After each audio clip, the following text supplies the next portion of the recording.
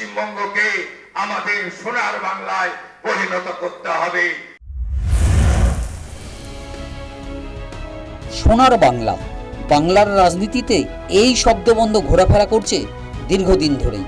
পরিষদীয় দলনেতা নির্বাচিত হওয়ার পর মুখ্যমন্ত্রী হিসেবে শপথ নেওয়ার একদিন আগে আবার সোনার বাংলার স্বপ্নের কথা শোনালেন পশ্চিমবঙ্গের পরবর্তী মুখ্যমন্ত্রী। গত 11 বছরে রাজ্য শিরোনামে এসেছে একের পর এক নারী নির্যাতনের ঘটনায়।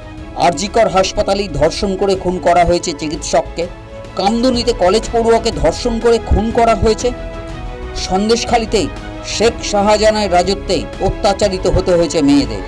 এইসব ঘটনায় কমিশন গঠন করে দোষীদের শাস্তি দেওয়া হবে জানালেন শুভেন্দু অধিকারী।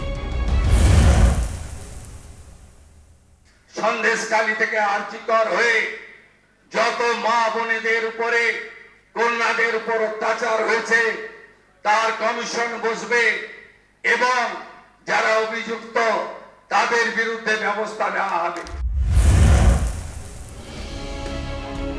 নারী নির্যাতনের মতো দুর্নীতি ইস্যুতেও তোলপাড় হয়েছে পশ্চিমবঙ্গ। শিক্ষা দুর্নীতিতে 26,000 শিক্ষকের চাকরি গেছে। পুরো নিয়োগ দুর্নীতি, খাদ্য দুর্নীতি, গরু পাচার মামলা, কয়লা পাচার মামলায় অভিযুক্ত হয়েছেন শাসক দলের নেতা মন্ত্রীরা। দুর্নীতিগ্রস্তদের শাস্তি হবে, প্রতিশ্রুতি শুভেন্দু অধিকারী। আপনাদের সরকারি অর্থ যারা নয় করেছেন তাদের বিরুদ্ধেও আমরা ব্যবস্থা নেব। অনুপ্রবেশ নিয়ে বারবার সরব হয়েছে বিজেপি। তৃণমূল সরকারের বিরুদ্ধে অভিযোগ উঠেছে সীমান্তে কাঁটাতারের জমি না দিয়ে অনুপ্রবেশকারীদের সাহায্য করার।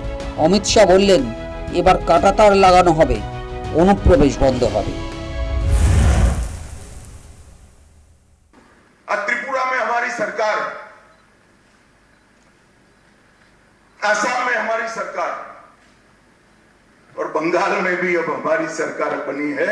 घुसपैठ असंभव होने वाली, गौ तस्करी असंभव होने वाली और दृढ़ता के साथ बंगाल सरकार और भारत सरकार इस सीमा को राष्ट्र की सुरक्षा के अभेद किले के अंदर परिवर्तित करते। সরকারের উদ্দেশ্য কি তাও স্পষ্ট করলেন পরবর্তী মুখ্যমন্ত্রী।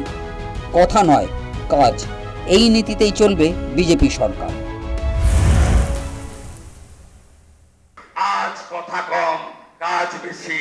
যে গুরু দায়িত্ব আপনারা দিয়েছেন পালন করার চেষ্টা করব এবং আমি নয়, আমরা আমরা আমরা আমরা আমরা আমরা নতুন সরকার শপথের আগেই একরাশ স্বপ্ন দেখালেন শুভেন্দু অধিকারী, অমিত শাহরা। স্বপ্ন পূরণের প্রত্যাশায় বাংলা নিউজ টাইম।